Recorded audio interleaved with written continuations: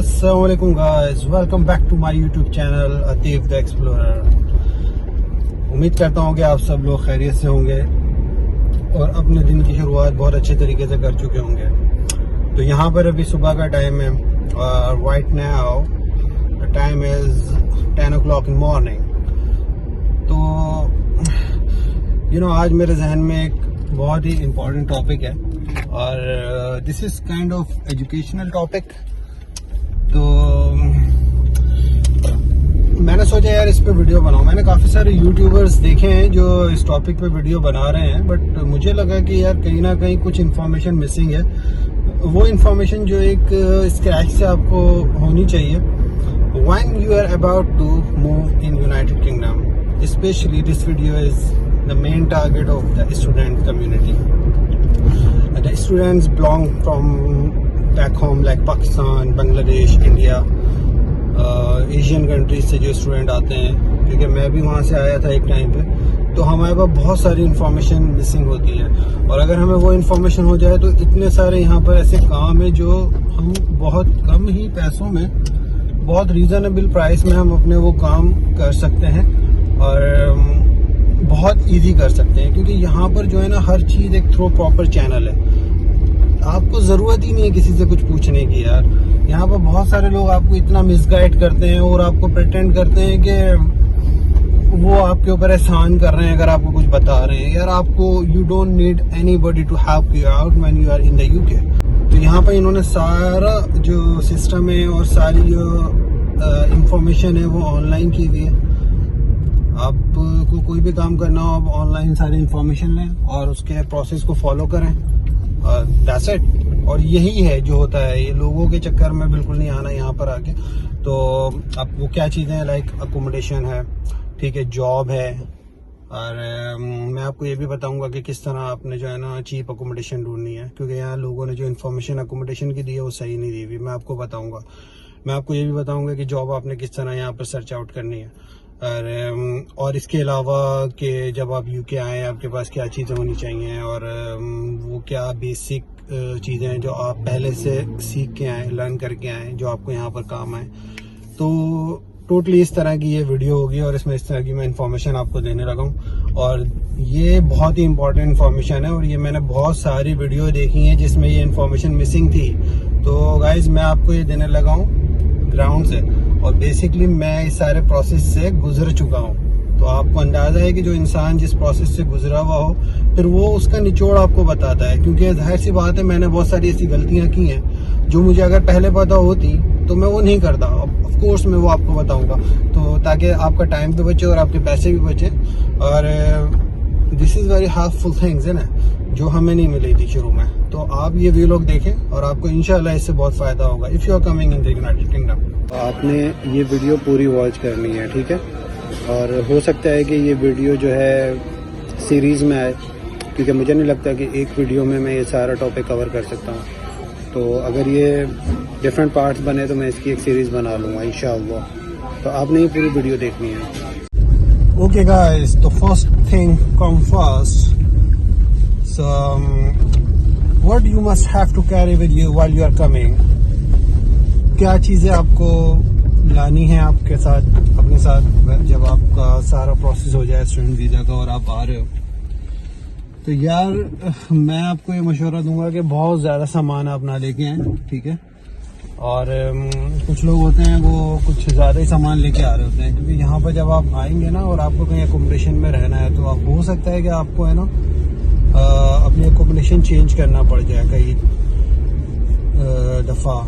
और नॉर्मली ये होता है कि आपको कहीं मिल गए आपने, फिर आपको कोई और दोस्त बने, आप वहाँ मूव हो गए, तो बहुत ज़्यादा सामान होगा ना तो आपको प्रॉब्लम होगी ट्रैवलिंग में। कॉस्ट भी करेगा, आप टैक्सी करोगे। अदरवाइज़ तो 1-2 बैग होंगे, आप लेके चले जाओगे बस में भी। तो ज़रूरत का सामान रखें आप, सारी चीज़ें यहाँ मिल जाती हैं। जब आप जॉब स्टार्ट करेंगे तो आप यहाँ से चीज़ें बाय कर लेंगे ईजिली। तो आपने क्या लेना है, सिंपली आपने जो है ना 1-2 जैकेट्स रख लेनी है, अच्छी होनी चाहिए गर्म। और बाकी जो भी आपके नॉर्मल कपड़े हैं वो रख लें, जीन्स वगैरह। थोड़े से कोशिश करिएगा गर्म कपड़े रखें। गर्मियाँ यहाँ पड़ती हैं बट बहुत कम, बहुत ही very short span of time, like 1-2 महीने के लिए यहाँ गर्मियाँ आती हैं। बाकी सर्दियाँ ही होती हैं, ठीक है। और कुछ लोगों को मैंने देखा है वो पूरे बिस्तर भी ला रहे होते हैं साथ। अब बिस्तर देख लें यार, आप ज़रूरत तो होती है यहाँ पर, अगर आप यहाँ से ले सकते हैं तो ठीक है, नहीं तो ये है कि आप अपने लिए कोई ब्लैंकेट वगैरह रख लें, वो लेके आ जाएं। मगर बहुत ज़्यादा सामान I wouldn't recommend you guys. तो guys, one of the most important thing that how much money you should carry with you while you are coming। तो अब मैं आपको बताता हूँ कि आपका बजट कितना होना चाहिए। यार आपने एटलीस्ट 1000 पाउंड रखना है, क्योंकि 500 तो एटलीस्ट आपने अकोमोडेशन के लिए रखना है, क्योंकि शुरू में आपको एडवांस देना पड़ता है। तो अकोमोडेशन के बारे में मैं डिटेल में बताऊँगा, अगला टॉपिक है मेरा। मगर ये है कि आपने 1000 पाउंड रखने हैं for the safe side. Okay guys, तो अब बात करते हैं हम कि what kind of skills you need to learn before you come in UK. अब जब आप यहाँ आ रहे हैं, एक चीज़ मैं आपको और बता दूँ, अगर आप स्टूडेंट आ रहे हैं तो you are only suppose to work 20 hours. Actually you are bound to work only 20 hours. आपके वीज़े पे लिखा होगा कि आपको ओनली 20 आवर्स अलाउ हैं वीक में, तो उससे ज़्यादा आप काम नहीं कर सकते। तो जब आपको 20 आवर्स जब आपके पास आवर रिस्ट्रिक्शंस आ जाती हैं ना, और आपका वीज़ा आपको लिमिटेड कर देता है, लिमिटेशंस होती हैं आपके ऊपर, तो आपको कोई बहुत अच्छी जॉब भी नहीं मिलती यहाँ पर, ठीक है। और वैसे भी स्टूडेंट वीज़ा 1-1.5 साल का होता है, तो कोई प्रोफेशनल जॉब या जो आप चाह रहे हैं कि मुझे कोई ऐसी जॉब मिल जाए वाइट कॉलर, तो ऐसा कुछ भी नहीं होता। आपने सारी जॉब्स जो है ना जो करनी होती हैं वो ब्लू कॉलर जॉब होती हैं, लाइक जो आजकल पाकिस्तान में भी बहुत कॉमन हो गई हैं कि मैकडोनल्ड में काम कर रहे हैं, डोमिनो पिज़्ज़ा हट, या किसी रिटेल शॉप पे किसी ब्रांड में चले गए, नाइकी के स्टोर में, H&M और इस तरह मार्क्स एंड स्पेंसर्स। तो इस तरह के बहुत सारे ब्रांड्स होते हैं। तो टेस्को है, वॉलमार्ट है, आस्टा है, सैन्सबरी है। तो यहाँ पर आपको जॉब्स मिल जाती हैं, क्योंकि यहाँ पर ये शिफ्टों पे काम होता है। हर जगह ही ज़्यादा शिफ्टों पे काम होता है, बट ये फ्लेक्सिबल होते हैं। ये आपको ज़ीरो आवर कॉन्ट्रैक्ट पे रखते हैं और उस पर ये आपको मैक्सिमम 20 आवर्स ही देंगे। तो अब इसके लिए तो कोई ख़ास स्किल्स नहीं है कि रिटेल पे काम करने के लिए, वो 1-8 दिन की ट्रेनिंग होती है, दे देते हैं। और अगर आप किसी बड़ी कंपनी ब्रांड में आपको जॉब मिल जाती है, तो वहाँ आपको लाइक मिनिमम आजकल जो चल रहा है, मुझे एग्जैक्ट नहीं पता, 10 पाउंड प्लस मिनिमम चल रहा है आजकल यहाँ पर, तो वो आपको मिलता है पर आवर। और इजी होती है आपकी लाइफ, आपको जो है ना अच्छा एनवायरनमेंट मिल रहा होता है। बट अगर आप किसी लोकल देसी की चिकन शॉप पे काम कर रहे हैं, तो गाइज ये थोड़ा टफ हो जाता है, क्योंकि एक तो वो होते हैं देसी जो ऑनर होते हैं, तो वो लोग सही रगड़ा देते हैं, और जो स्टूडेंट्स होते हैं ना, इनको तो सही रगड़ा देते हैं। अल्हम्दुलिल्लाह मेरा कोई ऐसा एक्सपीरियंस नहीं रहा। जब मैं आया था तो मुझे एक प्रॉपर ब्रांड में ही जॉब मिल गई थी, तो वहाँ हमारे साथ कोई ऐसा प्रॉब्लम नहीं था, बहुत फ्लेक्सिबिलिटी थी। बट मुझे पता है जो मेरे दोस्त यार, जो लड़के मैं जिनसे बात करता था चिकन शॉप पे, फर्स्ट ऑफ ऑल उन लोगों को ये रख लेते हैं, और उनको पता होता है स्टूडेंट है, इसकी मजबूरी है, इसको काम करना है, और थोड़े ज़्यादा आवर देते हैं। कैश इन हैंड पे ये लोग काम देते हैं, क्योंकि वो कैश इन हैंड होता है, तो वो रिकॉर्ड पे तो होता नहीं है, तो फिर उस पर वो आपसे है ना ठीक ठाक आवर्स लगवाते हैं, और पैसे आपको बहुत कम देते हैं। लेट्स सपोज अगर आप किसी ब्रांड में 20 आवर्स करके जितने पैसे कमा रहे हो ना, यहाँ पर मेरे ख्याल में 50 आवर करके उतने कमाते हैं आप। यहाँ टैक्स नहीं कटता, वो आपको कैश इन हैंड देते हैं, वहाँ पर टैक्स कट रहा होता है। मगर यहाँ पर आपसे काइंड ऑफ फोर्स लेबर होती है, क्योंकि आपसे काम ज़्यादा कराया जाता है, और कोई आपकी हॉलीडे पे नहीं होती, ऐसे कोई सीन नहीं होता। बट ये है कि यार अब कहीं और जॉब नहीं मिल रही तो फिर करनी पड़ती है। आजकल मेरे ख्याल में 6 पाउंड पर आवर दे रहे हैं ये लोग। अगर 10 पाउंड मिनिमम गवर्नमेंट का रेट है, तो ये लोग शायद 6 पाउंड देते हैं, कोई 7 पाउंड भी दे देता है। तो मैं तो आपको एक मशवरा दूंगा कि जो भी यहाँ पर आ रहा है ना, वो इंटरनेशनल ड्राइविंग लाइसेंस लेके आए, और ड्राइविंग आनी चाहिए आपको। और अगर आपके पास इंटरनेशनल ड्राइविंग लाइसेंस होगा ना, तो यूके में 1 साल के लिए आप जो है ना गाड़ी चला सकते हैं यहाँ पर, पाकिस्तानी इंटरनेशनल ड्राइविंग लाइसेंस पे। और उसके बाद आप जो है अपना यहाँ का लाइसेंस हासिल कर लें, वो एक अलग प्रोसेस है, वो भी इंशाल्लाह मैं आपको डिटेल में एक वीडियो बना दूंगा, उसके लिए एक सेपरेट वीडियो चाहिए। थ्योरी करना पड़ेगा पास, उसके बाद प्रैक्टिकल है। तो बहरहाल अगर आपने ड्राइविंग आपको आती है और आपके पास इंटरनेशनल ड्राइविंग लाइसेंस है तो आपकी लाइफ बड़ी ईजी होने वाली है।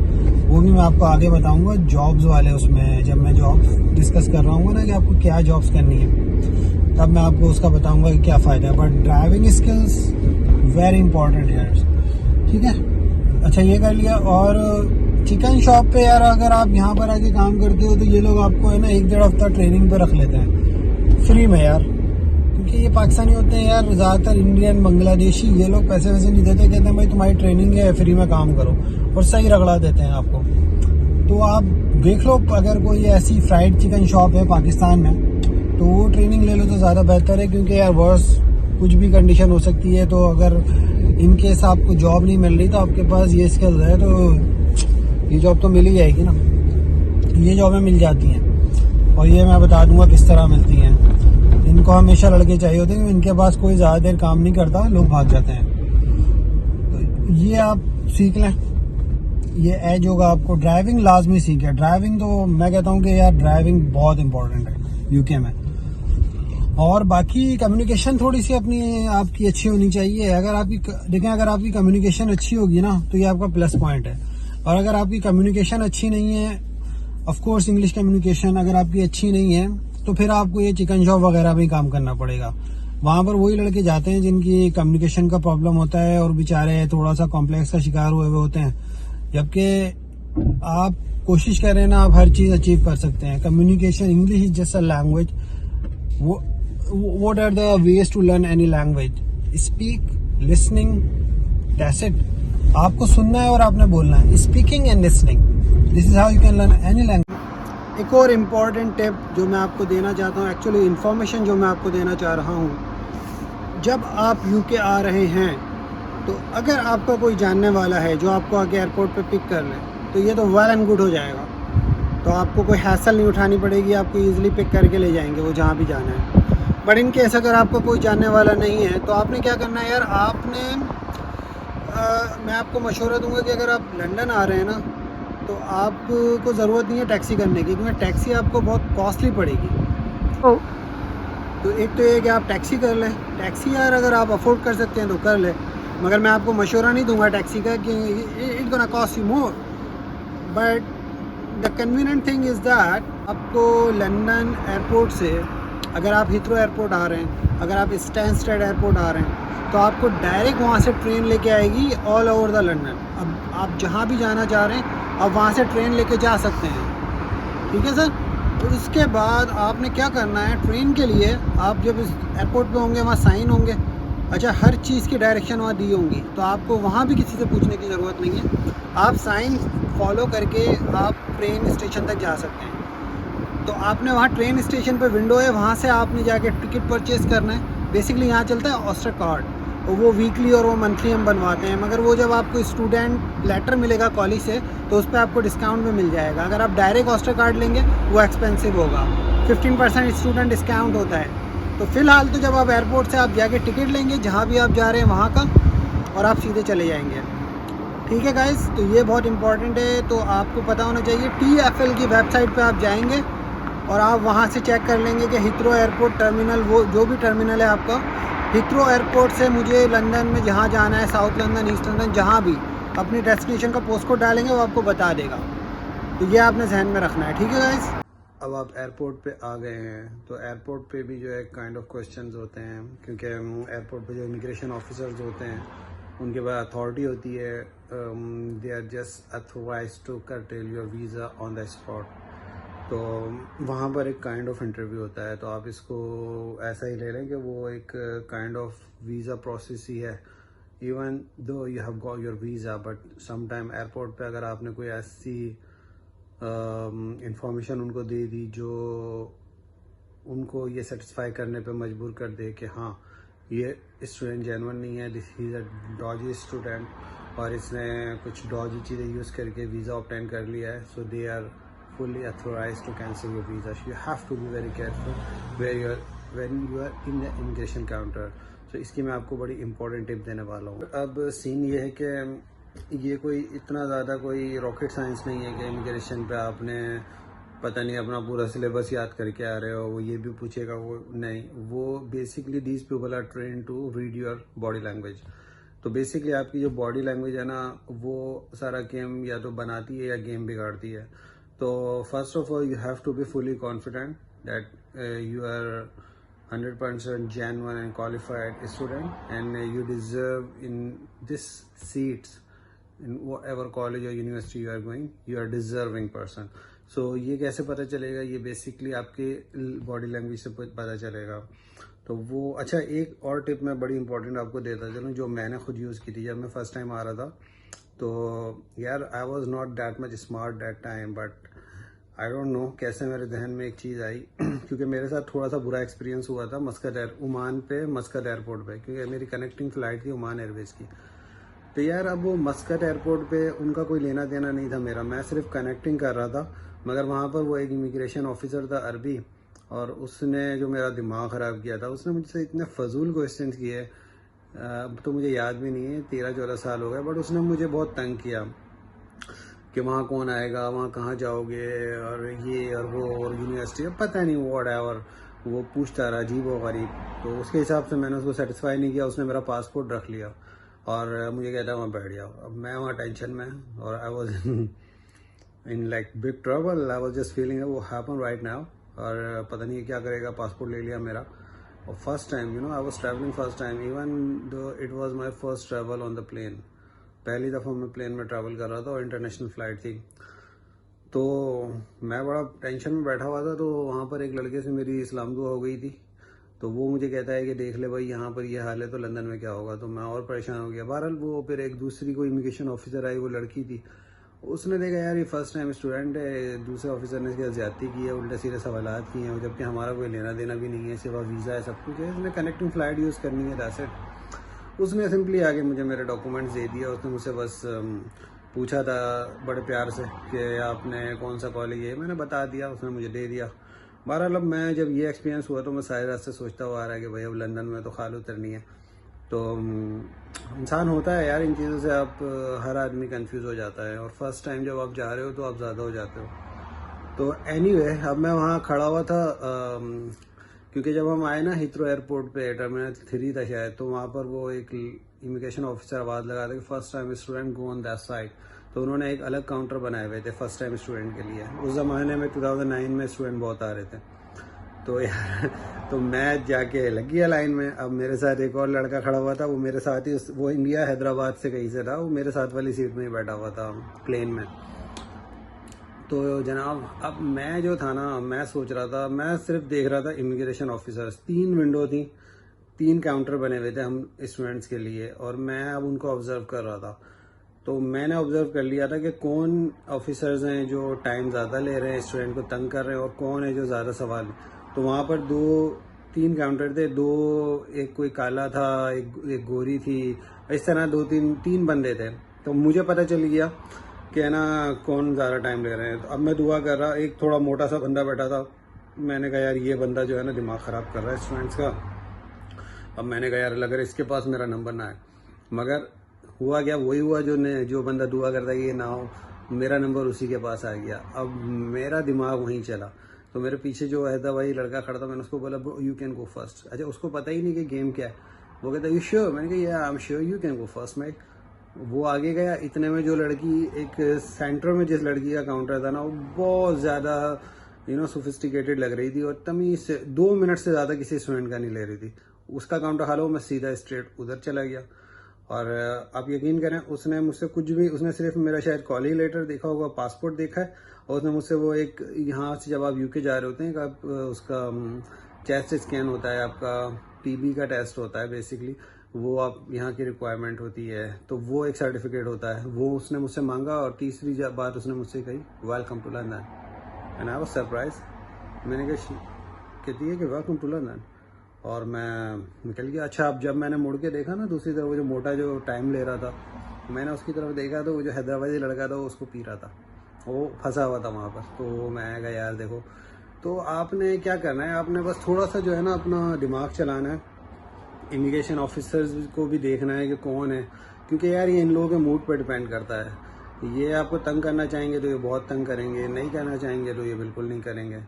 और बस you have to be confident, और थोड़ा सा आपने रीड करनी है सिचुएशन, कोशिश करना है कि किसी ऐसे के पास जाया जाए जो ज़्यादा टाइम नहीं ले रहा, तंग नहीं कर रहा, ठीक है। और इन केस अगर आप, मैं एक दफ़ा, क्योंकि मैं तो बहुत दफ़ा ट्रैवल कर चुका हूँ, एक दफ़ा मैं एक ऐसे ही बंदे के पास फंस गया था जो तंग करने वाला था। तो मगर फिर मैं, क्योंकि जाहिर सी बात है मुझे अपना सारा पता था, आपको अपना कॉलेज यूनिवर्सिटी अपने कोर्सेज का, if you have enough knowledge to explain and answer the all question with the confident, then nothing gonna happen with you. तो मैंने उसको डील कर लिया था, और मैंने उसको इस तरह डील किया था कि वो, उसने 2 से तीसरा सवाल नहीं किया मुझसे। और थोड़ी सी उनसे बातचीत करने की भी कोशिश करते हैं आप, मतलब उनको, उनके साथ थोड़ा सा जो है ना कम्युनिकेट करो ना, इधर उधर। जैसे मैं, well man is so sunny in London, I was expecting it's too cold, ऐसे कहो, या मैं कहा it's look so quite might, या it's so quite, yesterday was busy, hall busy. So इस तरह आप बात में लगाओ। तो ये सारी ट्रिक्स हैं, और कुछ भी नहीं है। It's not big deal and it's very easy because you have already achieve the all, you know, like required things like your passport, you got visa, you got admission. So this is the last step, so you must have to be confident and you know what you are saying. ऐसे ही नहीं कि उल्टा सीधा बोलोगे। यहाँ immigration counter पे आपने कम बोलना है, और बोलना वही है जो वो पूछे। उसने पूछा कॉलेज का नाम, दैट्स इट। आपने एड्रेस नहीं बताना उसको, जब वो एड्रेस पूछे तब उसको बताना है। तो ज़्यादा चीज़ें बताओगे फंसने के चांसेस ज़्यादा हैं अगर कोई चीज़ गलत बता दी। तो मेरे हिसाब से आपको, एक तो आपको सिचुएशन देखनी है, आपको इर्द गिर्द की चीज़ों पे नज़र रखनी है। आपने सबसे पहले आपने काउंटर पे देखना है कौन है, क्या है।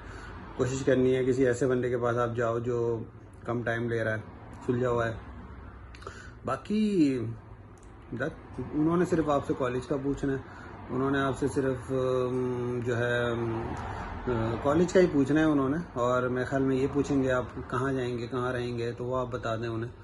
और बस 2-4 चीज़ें ही हैं, ज़्यादा सवाल नहीं है। और अगर आप थोड़ा सा कंफ्यूज लगेंगे फिर वो आपको बिठा लेंगे, तो फिर वो आपको मज़ीद डिटेल में भी ले जा सकते हो। आपने फर्स्ट काउंटर पे अपने आप को क्लियर करना है।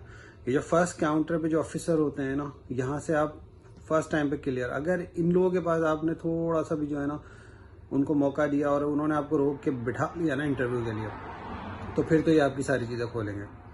तो बस और कोई इतना मुश्किल नहीं है गाइस, ठीक है। बस आपने अपना जो है ना अपने आप को जैसे कॉन्फिडेंस रखना है। Good luck guys.